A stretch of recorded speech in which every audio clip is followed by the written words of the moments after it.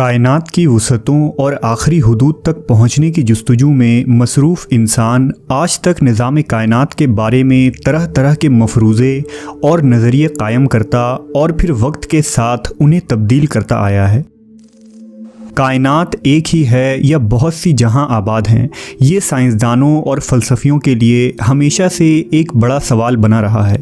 اس حوالے سے قرآن مجید میں واضح اشارے موجود ہیں جن سے یہ معلوم ہوتا ہے کہ دنیا صرف یہی نہیں جس میں ہم رہتے ہیں، بلکہ زمان و مکان کی اور بھی دنیا آباد ہیں۔ اس حوالے سے آج سائنسداں اس تھیوری کو سچ ثابت کرنے کی کوشش کر رہے ہیں کہ کیا ہماری دنیا کے سوا اور بھی دنیا آباد ہے، اور کیا وہاں بھی ہمارے جیسے انسان موجود ہیں۔ اللہ نے اس سوال کا جواب دیتے ہوئے اپنے مقدس کتاب میں فرمایا، اللہ وہ ہے جس نے 7 آسمان پیدا کیے اور ان کے مانند زمینیں بھی، ان کے درمیان حکم نازل ہوتا ہے تاکہ تم جان لو کہ بے شک اللہ ہر چیز پر قدرت رکھنے والا ہے۔ صحیح البخاری اور دیگر کتب احادیث میں اس آیت کے ضمن میں ایک روایت موجود ہے کہ مفسر قرآن حضرت ابن عباس کے پاس ایک شخص آیا اور اس نے سورہ طلاق کی اس آیت کی تفسیر پوچھی۔ حضرت ابن عباس خاموش رہے۔ اس شخص نے دوبارہ اصرار کیا اور پوچھا کہ آپ اس کی وضاحت کرنے سے گریز کیوں کر رہے ہیں؟ اس پر حضرت ابن عباس نے کہا کہ 7 زمینوں سے مراد ہماری ہی زمین جیسی 7 اور زمینیں ہیں۔ ہر زمین پر ہمارے پیغمبر محمد صلی اللہ علیہ وسلم کی طرح ایک رسول آئے ہیں۔ حضرت آدم کی طرح وہاں بھی آدم، نوح کی طرح ان زمینوں پر بھی نوح، اسی طرح ابراہیم، موسیٰ اور عیسیٰ علیہ السلام کی طرح وہاں بھی نبی مابعوث ہوئے۔ یہ وہ سوال تھا جو آج سے 1400 سال پہلے حضرت ابن عباس سے قرآن کی اس آیت کی تفسیر کے بارے میں پوچھا گیا تھا۔ آج سائنسداں اس سوال کا جواب سائنسی طریقے سے دریافت کرنے کے لیے سر جوڑ کر بیٹھے ہیں۔ ڈاکٹر موریس بوکائے کی کتاب اسلام، بائبل اور سائنس میں انہوں نے لکھا ہے کہ ان کی تحقیق کے مطابق قرآن مجید میں 7 کا عدد کثرت سے استعمال کیا گیا ہے، جیسا کہ یونانی اور رومی بھی 7 کے عدد کو اپنے روحانی اور مذہبی علوم میں کثرت سے ذکر کیا کرتے تھے۔ لہٰذا ممکن ہے کہ 7 زمینوں سے مراد یہ ہو کہ ہماری زمین کی طرح ہی اور بہت سی زمینیں کائنات میں موجود ہوں، گو انسان کی ان تک رسائی نہیں۔ آج سائنس کے مطابق بے شمار دوسرے سیارے اور سورج کی طرح بے شمار ستارے اس کائنات میں بکھری پڑی ہیں، اور ہمارا نظام شمسی اس پوری کائنات کا صرف ایک چھوٹا سا ٹکڑا بھی نہیں ہے۔ دراصل ساحل سمندر میں ریت کے ذرات کم ہیں، مگر کائنات میں پلانٹس، سیارے اور سورج وغیرہ اس سے کئی زیادہ ہیں۔ لیکن قرآن مجید کی اس آیت کی بات کریں تو علماء کے درمیان مختلف نظریات اور آراء پائی جاتی ہیں۔ کچھ علماء کا خیال ہے کہ اس سے مراد 7 مختلف زمین اور آسمان ہیں، جبکہ کچھ کی رائے یہ ہے کہ 7 کائنات ایک دوسرے کی ہم شکل ہیں، یعنی اگر زید نامی ایک آدمی اس زمین پر موجود ہے تو وہ مزید 6 زمینوں پر بھی موجود ہوگا۔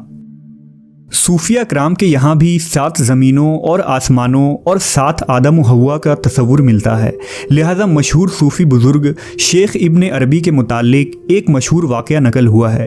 شیخ ابن عربی فرماتے ہیں کہ میں نے ایک مرتبہ ایک ایسی قوم کے ساتھ بیت اللہ کا طواف کیا کہ جن کو میں نہیں جانتا تھا۔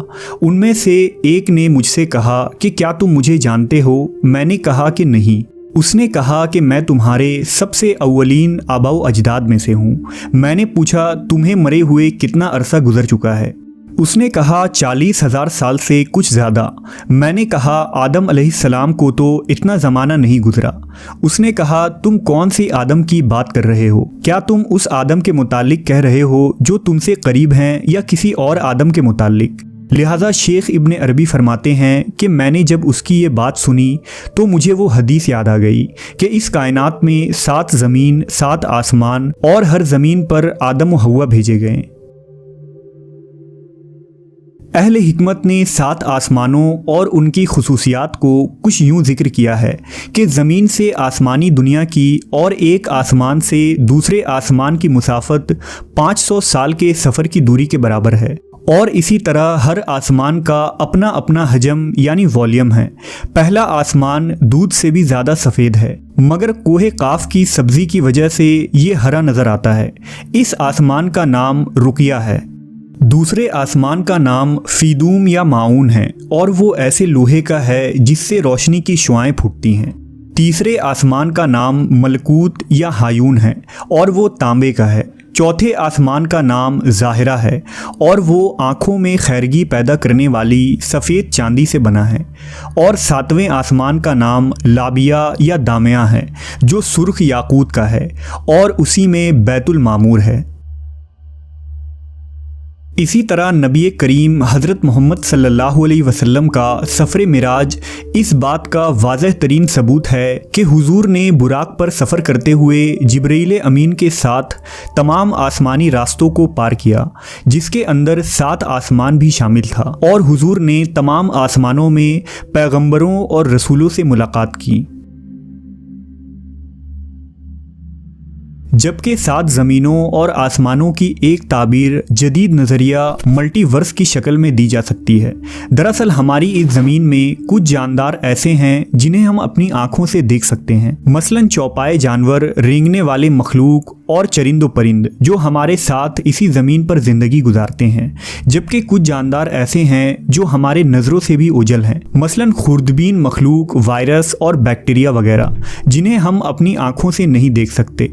बिल्कुल इसी तरह जिन्नात और फरिश्ते भी मौजूद हैं जिन्हें हम नहीं देख सकते, क्योंकि उनका वजूद एक दूसरे डायमेंशन में है। इसी नज़रिए को मल्टीवर्स का नाम दिया जाता है, यानी इस कायनात की तरह की कायनात का वजूद होना, बावजूद इसके कि हम ना इस कायनात को देख सकते हैं ना कभी उसमें दाखिल हो सकते हैं। हदीस मुबारका के मुताबिक पहले आसमान के मुकाबले में दूसरा आसमान इतना बड़ा है जैसे किसी सहरा के दरमियान एक अंगूठी मौजूद हो, और दूसरा तीसरे के सामने रेगिस्तान पर पड़े अंगूठी के बराबर है। इसी तरह तमाम 7 आसमान एक दूसरे से बड़ा और वसी है। 7 ज़मीनों और आसमानों की वुसअतों और सरहदों को ना ही इंसानी दिमाग समझ सकती है, ना ही इसे बयान किया जा सकता है, लेकिन इन्हें तसव्वुर करके एक लफ्ज़ का मतलब ज़रूर समझा जा सकता है। अल्लाहु अकबर, यानी अल्लाह बहुत बड़ा है।